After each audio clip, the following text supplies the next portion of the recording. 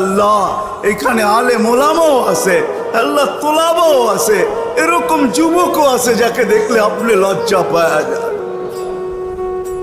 আজকে আমাদেরকে খালি ফিরত দিন। এরকম মুখ্যম সময় মনে হয় আর আমরা পাবো না,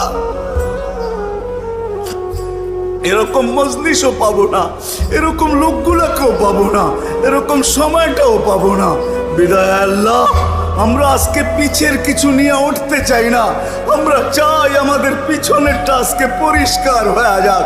আর সত্য তো এটাই হয়, হায় আল্লাহ তুমি ঘোষণা দিছ, আল্লাহ মজলিস যখন পরিসমাপ্তি ঘটবে ফেরেশতা নাকি কাঁধে হাত রাইখা বলবে ইরজিউ মগফুর আল্লাহ, যাও পিছনের গুনাহ মাফ, বুদ্দিলা সাইয়্যাতিকুম হাসানাত, তোমাদের নেক গুনার জায়গাগুলা নেকি দ্বারা পরিপূর্ণ। আজকে যেন আমাদের ভাগ্যে এরকমই জোটে, কালকে সূর্যটা যদি ওঠে তো আমাদের জন্য যেন নতুন একটা জীবন নিয়ে ওঠে, কারো আমল নামায় যেন কোনো গুনাহ না থাকে।